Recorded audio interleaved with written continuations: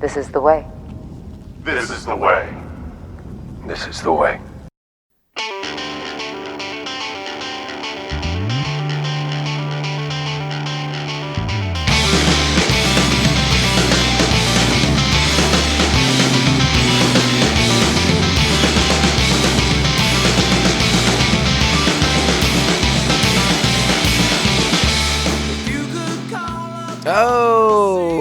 Oh, greetings, Bucketheads. Mevar Tagar. Welcome to another exciting Bantha Tracks bonus show of Mando.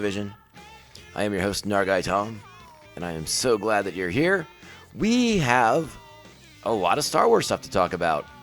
A lot of things in the news recently, a lot of announcements, a little bit of interviews and some information coming to the forefront on some things, and felt like it warranted a new bonus show. So that's what we got for you right now.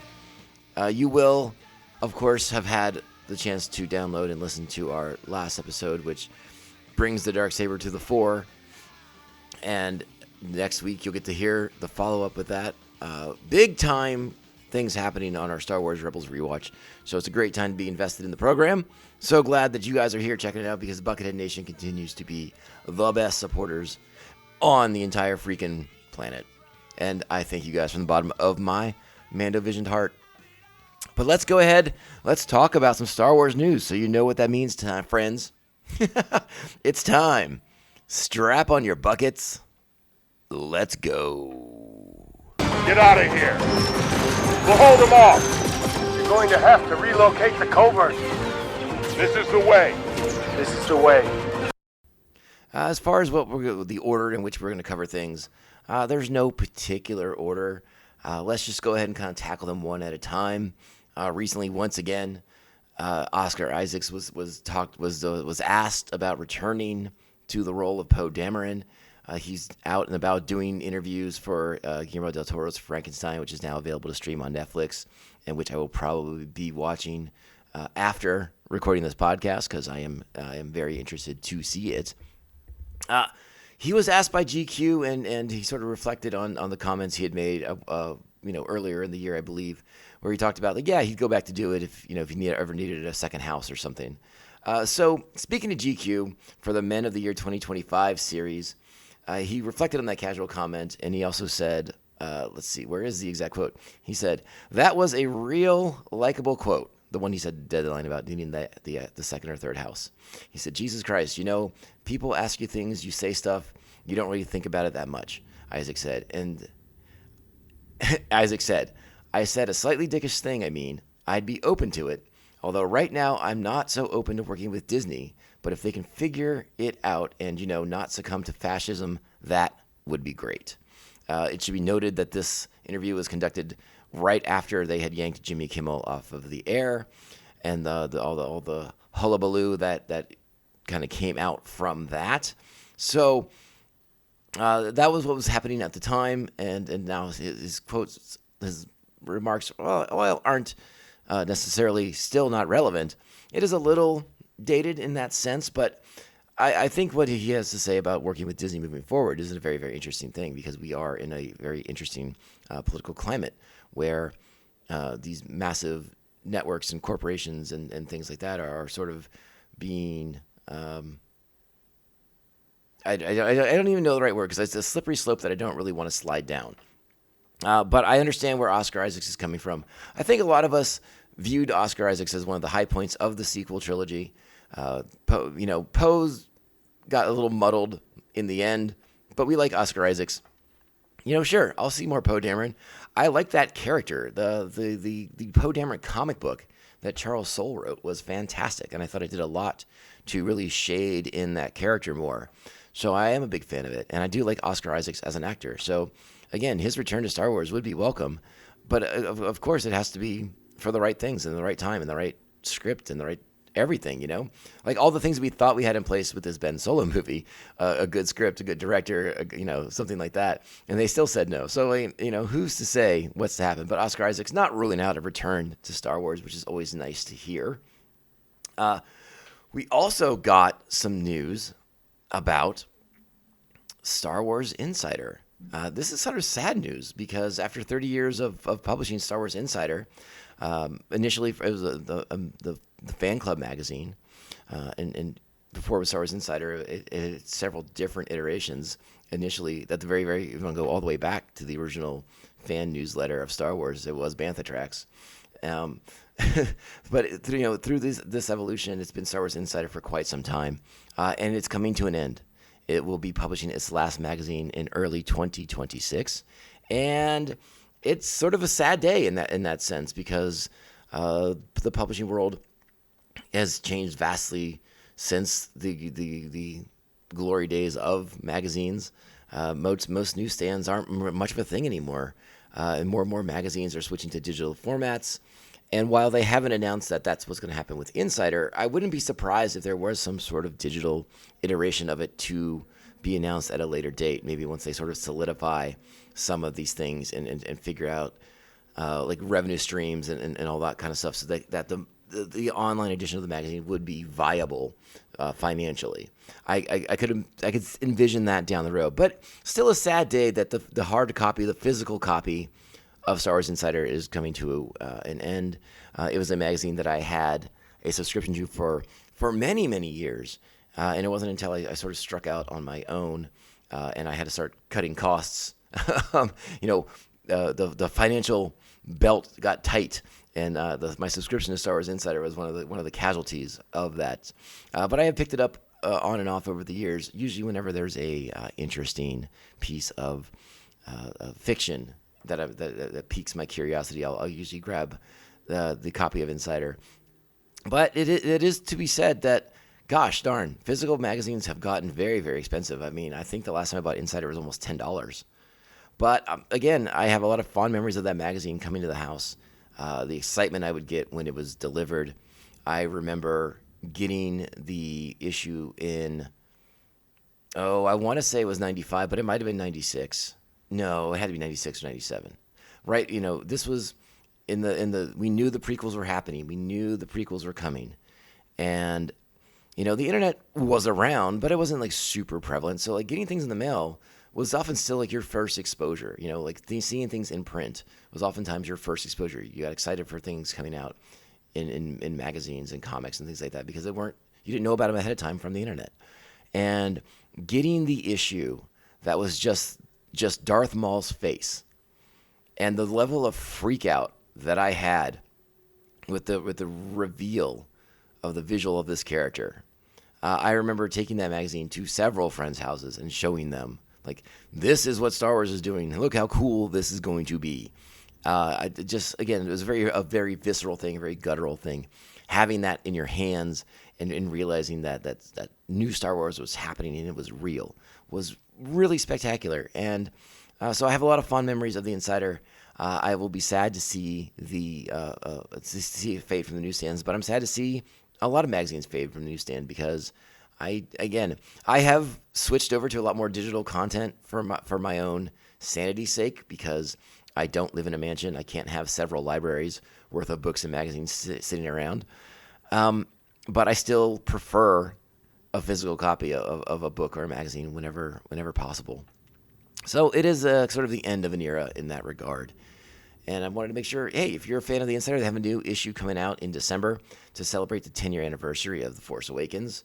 So that's something to look forward to. And then again, that final issue will come out sometime early in 2026.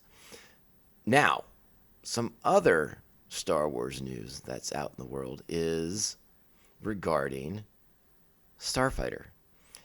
There has actually been, again, this is sort of misleading. I think it's almost a little clickbaity, but it bears talking about, right?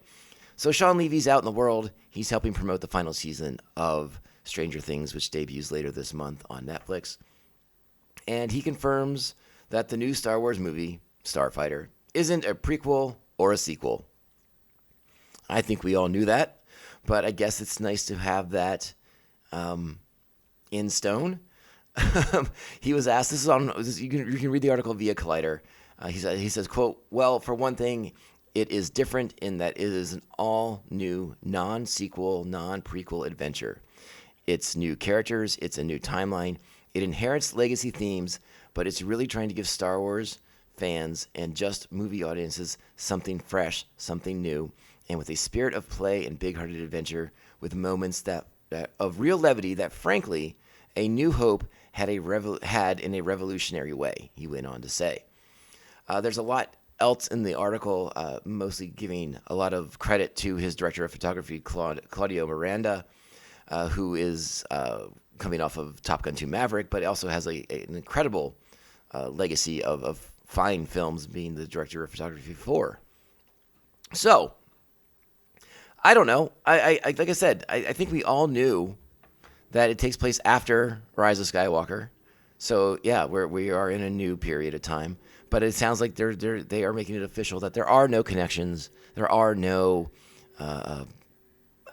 beats that line up with anything from previous trilogies, previous movies, previous installments of Star Wars, which I am very excited about because I think that's very important for Star Wars right now. I think you need to have a new area to play in. I think it's time, that we get away from the well that we keep going back to, and that we start showing some new aspects of the Star Wars universe, and we get immersed and we want to get curious about what's going on in those worlds and on those stories, and begin to, again, sort of mine the fertile universe of Star Wars for more than just the Rebels versus the Empire, or the Resistance versus the First Order. Let's check out the new, and let's really get into it. I'm excited about this. I think it's really sounds like it has a lot of potential. It doesn't sound, again, a lot of it's under wraps. What we do know, it does sound a little familiar. If it is, X-Wing pilot protects Force-sensitive boy, I guess we'll find out if that's the case or if there's more to the story. I would not be surprised if there's more to that story. But it's a pivotal time for Star Wars right now. The return to the cinema is just around the corner. The Mandalorian and Grogu will be in theaters next year, and then Starfighter the year after that in 2027. So, again, we're going to have a big sort of nostalgia bomb with the Mandalorian and Grogu, and then a year later, we will be in new space, if you will. So, again, something exciting to consider, something exciting to look forward to, but with cautious optimism. I think is the best way to put it. I have faith in Sean Levy. I really enjoy Ryan Gosling films. So let's see what happens. Let's see if Star Wars can blaze a new path. All right. And then the last thing for Star Wars news I wanted to talk about is, hey, the latest issue of the Kylo Ren comic came out, and it's kind of freaky deaky weird. They're in Vader's castle, and by they I mean Kylo and Vanny, the former manservant of Darth Vader, who you may remember from Rogue One. And we sort of get more, it's sort of revealed that Vanny is sort of trying to turn Kylo into the new Darth Vader, which is interesting because, again, Kylo, heavily influenced by Darth Vader, but wants to be his own person. Like, that's always sort of been Kylo's jam, is trying to forge his own identity, blaze his own trail. So it's taken an interesting turn in that comic. I wait to see how it plays out. The one scene that I questioned, that I had some questions about. It ends with Vanny he's lured is sort of a strong word, but he sort of manipulated events to get Kylo into Darth Vader's meditation chamber so that he can kind of commune with Vader, right? Use the Force to commune with the past, to commune with the ghost of Vader. And we end up in Vader's Bacta tank. Again, we're in the castle on Mustafar, so we're in Vaderland, right?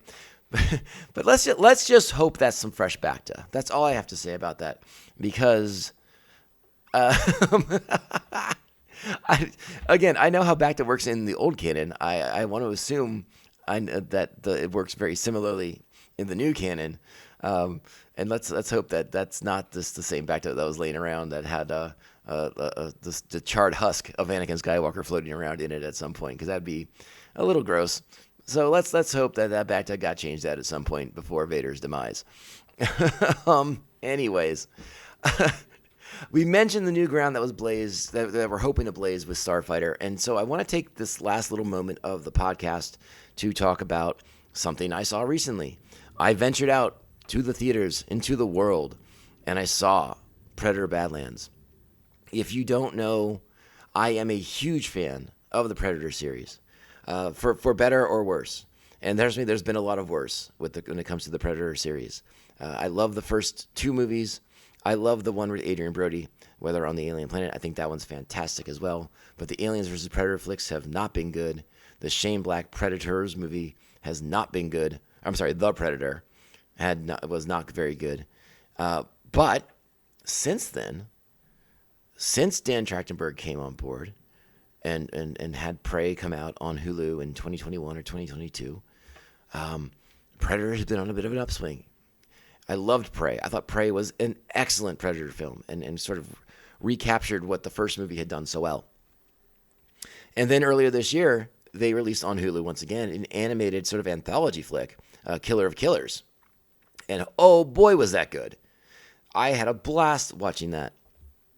And then at Comic-Con, they announced that they were adding a little something to the end of that film. So you go back and you watch the end of it all over again, and you're like, oh, hello, what's going on here? And very exciting. I don't want to spoil it for anyone who hasn't seen it yet or gone back to watch it, because check it out. Good stuff. So, again, Predator's on an upswing. We get the trailer for Badlands earlier in the year, and it's very, very exciting, but it looks very, very different. They're taking a big swing. They're taking a big chance. Predator as sort of like our protagonist? What does this mean? What are they doing to the saga? What are they doing to the series? What does this mean for the franchise moving forward? And I'm here to tell you, friends, in my humble opinion, it means good things. Very, very good things. This movie, I thought I had in my head what kind of movie I was going to walk into. I expected a lot of action. I expected a lot of combat. What I did not expect was the insane level of fun I had watching this movie, following this new Predator, Deke, around. Deke is different than any Predator we've seen before, and there's a reason for that. Again, I won't go into spoilers. I want you guys to go see this flick. But what they do in this movie with the character of Deke and his journey, his arc, is fantastic, and it's different. And it doesn't, in my opinion, detract from anything else that the Predators are or have been shown to be in other films. I know some people seem to be, again, the internet reacts to things before they see it. And when the first trailers for Badlands came out, people lost their minds about Deke looking the way he does. There is a reason. It is explained, and it doesn't diminish what we know about the Predators at all. I will give you one teeny tiny spoiler, and that is the inclusion of the word Yautja, which is what the species has always been called in books and comics and things like that. But now it's been canonized, and I thought that was awesome. I love that the Yautja is a real thing, because that's what I've always called them for years now, since that word was first introduced, I believe, in the comics. So, awesome sauce. Some people seem to be a little concerned that the movie was rated PG-13. That's not because there isn't, the appropriate level of Predator violence in this movie. There is. I think it just so happens to be that most of the violence, most of the action is being committed on creatures and on synthetics. A lot of synthetics in this movie. So it's less about human blood and viscera as opposed to the inner workings of synthetics being ripped apart and creatures being killed. So I think they get away with it because it's not blood and it's not being committed against a human being. I don't want to say too much, but I really, really enjoyed this flick. It made me think of Star Wars in a sense, because I'm just like, I'm seeing Dan Trachtenberg sort of take what we know about the franchise, about the Predators, and sort of flip it on its head with this new movie. And we get to explore them in a very, very different way, from a very different perspective. And I absolutely loved it. And it made me think that, like, there are stories like this that we can do in Star Wars as well, where we take what we think we know about something of Star Wars, and we recontextualize it, and we re-examine it. And I'm really excited by the possibilities of that in the future. I would love to see Star Wars take bold swings, big swings like this that have seemingly paid off. Predator did very, very well domestically here at the box office. I hope that continues. I hope word of mouth gets around. I want to go see this movie again next week. And if I can get the House of Cards aligned correctly, we may even do a little bonus show about the movie where we get into like the nitty gritty and the details and spoil the heck out of it. So I'm giving you a warning. Go see the movie because we might talk about it in great depth on a bonus episode here on Mandovision. But yes, go check out Predator Badlands. I had a blast. It was so much fun. It was a hoot from start to finish. I loved the action. I loved the characters. I loved the relationship between Thea and Deck, and it's fantastic. I cannot recommend it enough. Do not sleep on this movie. If you think you know what this movie is, you don't. Go see it. It has got some Shakespearean levels of Greek tragedy and all kinds of things going on there. There's a lot of more themes in this movie than you maybe expect. So go check out Predator Badlands. It's a good time at the cinema. All right, Bucketheads, I think that's everything I got for you. Stay tuned for more of our Star Wars Rebels rewatch. I'll be back with you guys next week for a very exciting installment of that. And of course, stay tuned for bonus episodes. Make sure you're liking, subscribing, following, and sharing the show with all the Mandalorians in your covert. Follow us on the socials at Mando_Vision on X and Insta, Mandovision at Blue Sky, and hit me up on Gmail, long-form conversations if you want, mandovisiontom@gmail.com. We're going to get out of here. We're going to skedaddle. Let's bounce. This podcast, my friends, go out there. Whoa. Hey, go out there and be great Star Wars fans. Kind, supportive, respectful, understanding, tolerant, and willing to engage in civil conversations with those who maybe have a different opinion on you about a certain thing on Star Wars. Maybe someone thinks Greedo shot first. We don't know why there's anybody who thinks like that, but they could. They could be out there. And we want to respect them and be nice and kind, even though they're wrong. All right, Bucketheads, be awesome. And remember, this podcast can only end one way. This is the way. This is the way. This is the way. This is the way. Bounty hunting is a complicated profession.